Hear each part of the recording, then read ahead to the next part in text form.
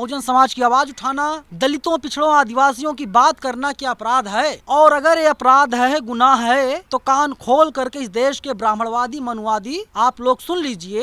ये गुनाह मैं तो करूंगा, एक बार नहीं, 1,00,000 बार, 1 करोड़ बार, और इसकी सजा आपको जो देनी है आप दे दीजिए। सूली पर लटकाना है, लटका दीजिए। जेल भेजना है, जेल भेज दीजिए। कि एक बदतमीज, जहरीली, जिसका पूरा करियर हेट फैलाने पर है, उस लड़की को मैंने एक्सपोज किया। मानवाधिकार आयोग ने संज्ञान पूरे मामले में ले लिया है। दिल्ली पुलिस से, शासन प्रशासन के लोगों से फ्री एंड फेयर जांच करवाइए। दूध का दूध, पानी का पानी हो। अगर मैं गलत साबित हुआ, फांसी पर लटका देना, और अगर रुचि तिवारी गलत साबित हुई तो क्या होगा, वो खुद बता दे, उसको कौन सी सजा दी जाए, फिर मैं मुकदमा दर्ज करवाऊंगा। बाबा साहब ने अपने बच्चों के लिए नहीं, बाबा साहब ने अपने 4-4 बच्चों कुर्बान कर दिया। साथी नमस्कार। डीयू कांड के बाद रुचि तिवारी को हीरो बनाया जा रहा है, उसको विक्टिम बनाया जा रहा है, और अलग अलग जगहों पे, अलग अलग टीवी चैनलों में बैठकर वो अपनी कथा कहानियां सुना रही हैं और बता रही हैं कि किस तरीके से उनके साथ गलत हुआ, छेड़ने की कोशिश की गई, और जो पूरी कहानी थी उसको तोड़ मरोड़ के पेश किया जा रहा है। लेकिन ये सब प्रकरण हुआ क्यों, इसके बारे में कोई जानकारी नहीं। किसी को कीड़ा थोड़ा ही काटा है कि एक पत्रकार हैं, खड़ी हैं सामान्य, और आके 4 चांटे लगा देंगे, नहीं ना। हम 50 जगह जाकर रोज़ाना रिपोर्टिंग करते हैं, कोई व्यक्ति आकर हमें नहीं परेशान करता। सब लोग रिपोर्टरों का सम्मान करते हैं, बात करते हैं, लेकिन ये सब घटना हुई क्यों, इस पर फोकस कोई नहीं करना चाहता। ये घटना हुई इसलिए कि रुचि तिवारी एक पत्रकार को परेशान कर रही थी, एक दलित पत्रकार का मोबाइल छीनने की कोशिश कर रही थी, बीच बचाव हुआ, उसके बाद पूरा मामला गड़बड़ा गया। वही पत्रकार अभी हमारे साथ हैं, नवीन कुमार नंदन नाम है इनका। नवीन जी, आपसे फ़ोन छीनने की कोशिश की गई, आपका मोबाइल छीना जा रहा था, किस तरीके से मामला शुरू होता है? मतलब ऐसा तो नहीं हो सकता कि मैं एक जगह खड़ा हूँ, आप आके तुरंत मेरा फ़ोन छीनने लग जाएंगे। कोई कारण तो रहा होगा कि वो फ़ोन आके आपका छीनने लगी अचानक। बहुत सीधा सा जवाब है कि नवीन कुमार नंदन को चुप करा दिया जाए। ये बहुजन समाज की आवाज़ को बुलंद क्यों करता है, उठाता क्यों बहुजन समाज की आवाज़ को? अगर ये चुप हो जाएगा, खामोश हो जाएगा, तो शायद और जो तमाम बहुजन पत्रकार हैं उनका मनोबल टूट जाएगा, और उनके जो मंसूबे हैं वे अपने मंसूबे में कामयाब हो जाएंगे। हमारी गलती क्या थी? मैं बार बार एक सवाल कर रहा हूँ, कोई बताए मुझे मेरी गलती क्या है? क्या जर्नलिज्म करना, पत्रकारिता करना, बहुजन समाज की आवाज़ उठाना, दलितों, पिछड़ों, आदिवासियों की बात करना क्या अपराध है? और अगर ये अपराध है, गुनाह है, तो कान खोल करके इस देश के ब्राह्मणवादी, मनुवादी आप लोग सुन लीजिए। ये गुनाह मैं तो करूंगा, एक बार नहीं, 1,00,000 बार, 1 करोड़ बार, और इसकी सजा आपको जो देनी है आप दे दीजिए। सूली पर लटकाना है, लटका दीजिए। जेल भेजना है, जेल भेज दीजिए, क्योंकि लड़ना तो पड़ेगा। नवीन कुमार नंदन अगर आज चुप हो जाएगा तो कोई और आएगा, कोई और चुप हो जाएगा तो कोई और आएगा। लेकिन अगर आज ये लोग मुझे चुप करा लेते हैं तो कहीं ना कहीं इनके हौसले जो हैं वो बुलंद हो जाएंगे, और जब हौसले इनके बुलंद हो जाएंगे, आप यकीन मानिए कोई हिम्मत नहीं कर पाएगा आवाज़ उठाने की। मेरा गुनाह यही है कि एक बदतमीज, जहरीली, जिसका पूरा करियर हेट फैलाने पर है, उस लड़की को मैंने एक्सपोज किया। उसका वीडियो मैंने बाम सेफ न्यूज़ पर डाला। मैंने बताया, यहाँ पर भारी विवाद हो गया, और उस रिपोर्ट में था ये लड़की आकर के उल्टे सीधे सवाल कर रही थी। उसमें था ये लड़की आकर कह रही थी कि 5,000 सालों से इन लोगों को पानी नहीं मिला, ये लोग मर क्यों नहीं गए, ये लोग जिंदा कैसे हैं? 5,000 साल से पानी नहीं। यही वाली वीडियो वो डिलीट करवाना चाह रही थी जो आपने बामसेफ न्यूज़ पर डाली भी है। हाँ। 11 तारीख वाला प्रकरण डिलीट करवाना चाह रही थी ना? बिल्कुल, स्पेसिफिकली वही बात। बिल्कुल हाँ। वही बात थी कि किसी तरीके से उस वीडियो को ये हटा दें, क्योंकि उसकी किरकिरी हो रही है। बहुजन समाज के लोग कमेंट कर रहे हैं। मतलब आप तो अकेले हैं नहीं, तमाम लोगों ने वो वीडियो देखा, तमाम लोगों ने उस वीडियो को शेयर किया है, गालियां दी गई हैं कि भैया देखो इस तरीके की पत्रकारिता वो कर रही हैं, दलित समाज से आगे पूछ रही हैं, पानी नहीं पिया, पानी नहीं पिया। हाँ। मुखर आवाज कौन है? तमाम लोग यूट्यूब पर चैनल बनाते हैं, तमाम लोग जो है आते हैं हफ्ते भर में 10 दिन में 1 महीने में एक वीडियो डालते हैं, शांत हो जाते हैं। आप जा कर के देखिए बाम सेफ न्यूज़ चैनल पर हर रोज़ 4, 5, 6, 7, 8, 9, 10 वीडियो पढ़ी जाती हैं। हम 6 लोगों की टीम है जो लगातार दिन रात काम कर रही है। कोई मानेगा? मैं रात के 3 बजे सोता हूँ और सुबह के 7-8 बजे उठता हूँ। हम किसके लिए काम कर रहे हैं? और जिसको लगता है सारा काम पैसे के लिए हो रहा है ना, आकर के मेरा बैंक अकाउंट चेक कर ले। किसी को भरोसा नहीं होगा, मेरे खाते में 550 रुपया है। कोई बिलीव करेगा? आकर के चेक कर ले। जिसको लगता है बहुत चंदा आ रहा है, बहुत कुछ हो रहा है, किसने चंदा दिया? सामने तो आए, बताए तो सही। लेकिन लोग तो ये भी कहेंगे नवीन कि आप इतने समय से, लंबे समय से अगर चैनल चला रहे हैं तो आप तो आर्थिक तौर पे बहुत मजबूत होंगे, आपके अच्छे खासे सब्सक्राइबर भी हैं, तो आर्थिक तौर पे मजबूत मान लिया जाएगा आपको। कौन क्या मानता, मुझे कोई फर्क नहीं पड़ता। कोई देखे कभी 12,000, कभी 15,000, कभी 18,000, कभी 20,000 रुपया, 25,000 रुपया यूट्यूब से आता है। और हम सैलरी कैसे देते हैं अपने कर्मचारियों की, आप अंदाज़ा नहीं लगा सकते कितनी मजबूरियों में हम सैलरी देते हैं। मैं वही बता रहा हूँ। लेकिन इतना सब कुछ होने के बावजूद ये लड़का काम कैसे कर रहा? भाई अभी इसकी उम्र क्या है? 25, 26, 27, 28 साल है। इसके अंदर ये सामाजिक चेतना कहाँ से आ गई? और जबकि सच ये है, सबसे बड़ी बात है कि मैंने इस काम को अपना पैशन बनाया।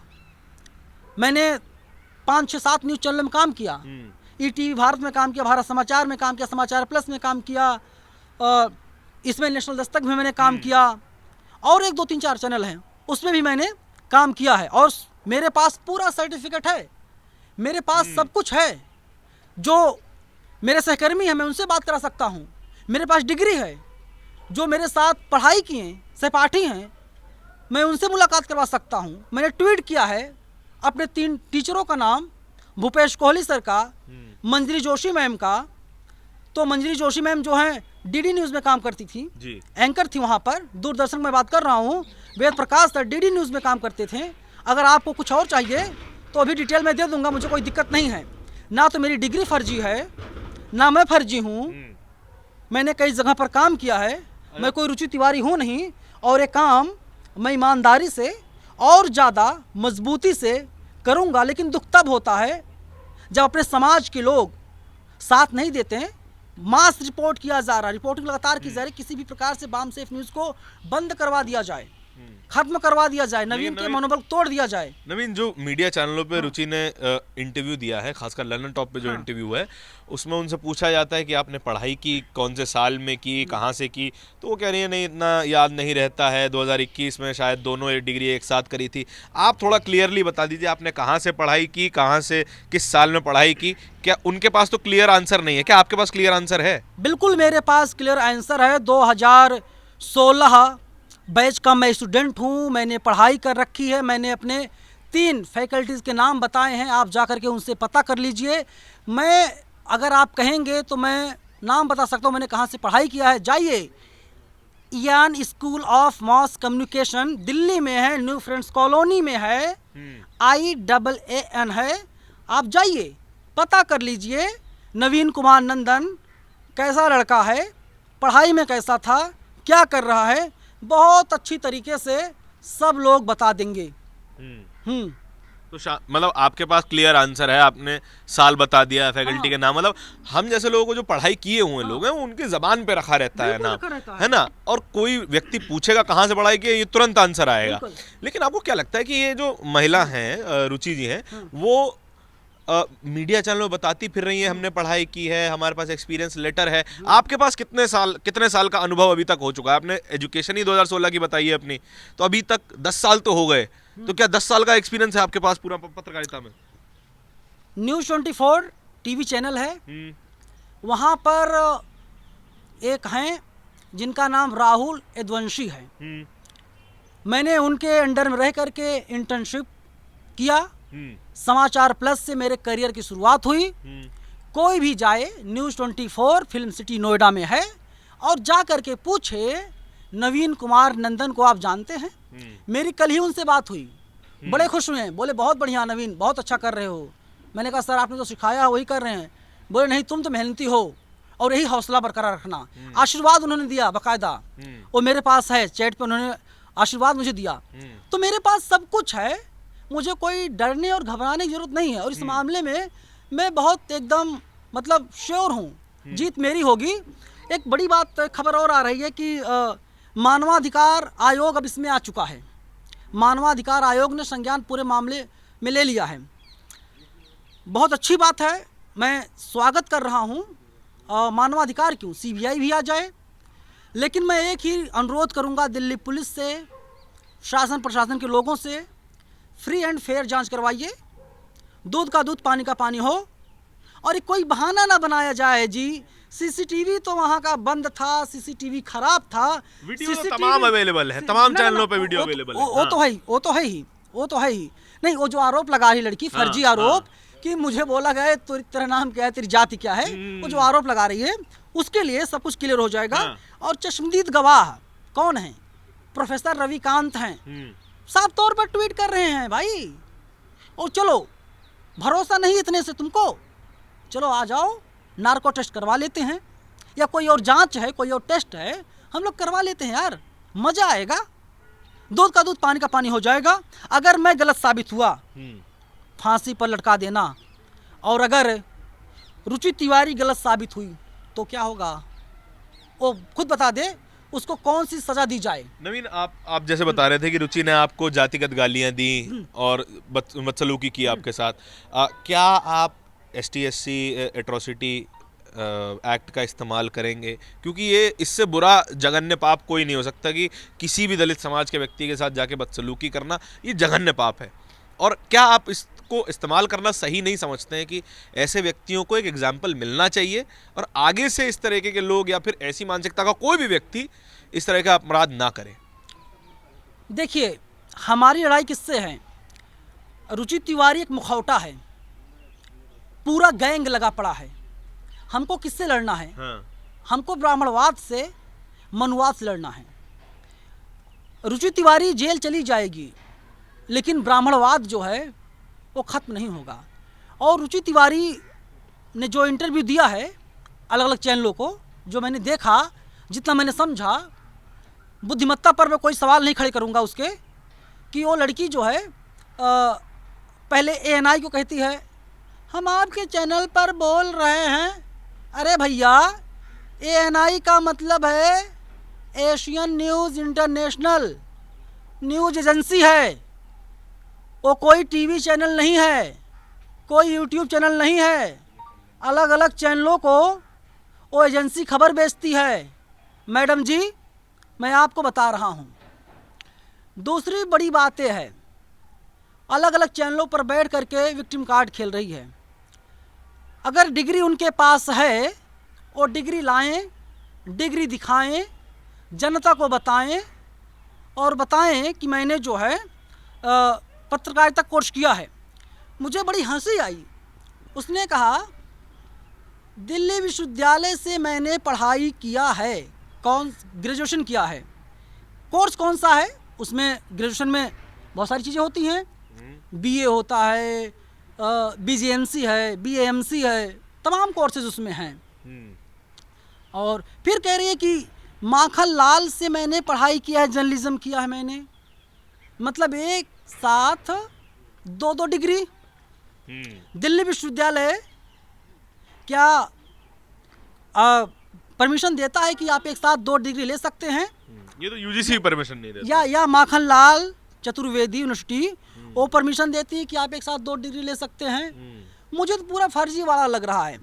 आपने बात कही SC/ST की, अभी वो जो इंटरव्यू दे रही है, जो बातें बता रही है, स्क्रिप्ट बहुत अच्छी तैयार कर रही है, लेकिन है तो कच्ची।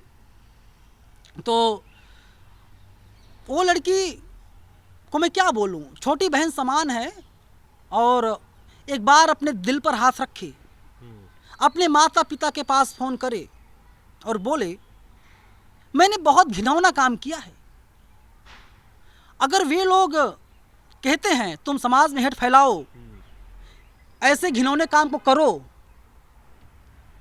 अगर वो कह देती है मैं करूँगी, बिल्कुल, फिर मैं माकूल जवाब दूंगा, फिर मैं मुकदमा दर्ज करवाऊंगा। लेकिन जितना मैं समझ पा रहा हूँ, ना समझे में सब कुछ हो रहा है, ना समझ है वो बच्ची अभी।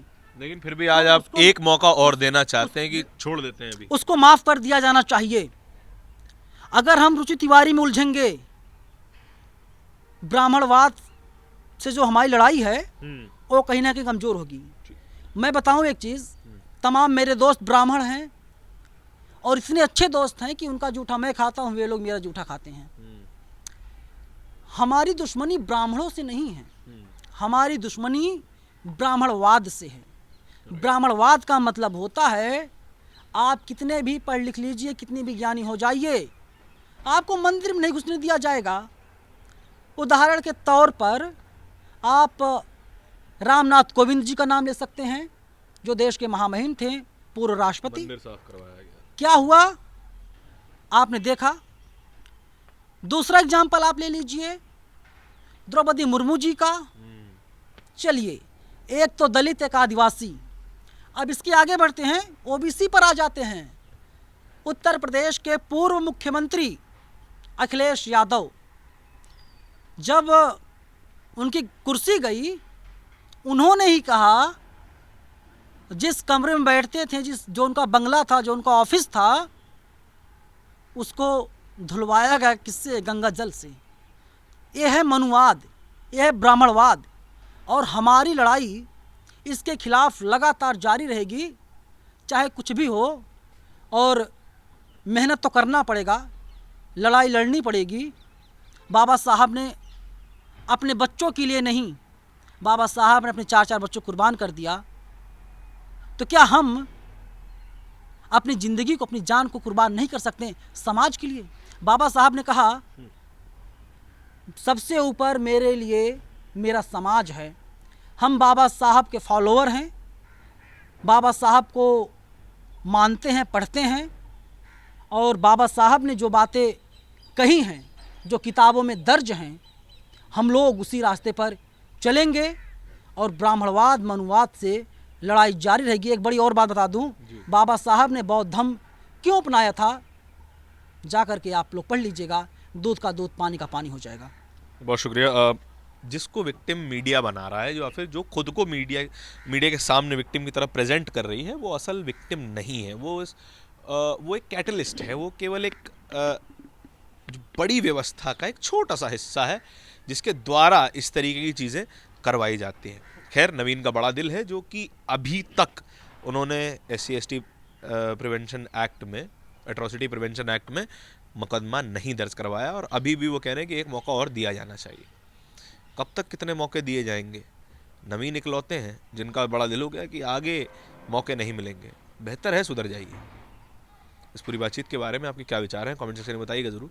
कैमरे के पीछे मेरे साथी तौहीद के साथ मैं धारण। बहुत बहुत शुक्रिया। दस्तक की आपसे गुजारिश है कि अगर इसको बचाना चाहते हैं तो नेशनल दस्तक को सब्सक्राइब करने के लिए रेड कलर के सब्सक्राइब बटन को दबाएं, फिर बेल आइकन की घंटी दबाएं। नेशनल दस्तक को बचाने के लिए बहुत जरूरी है कि हर खबर को शेयर करें, लाइक करें, कमेंट जरूर करें।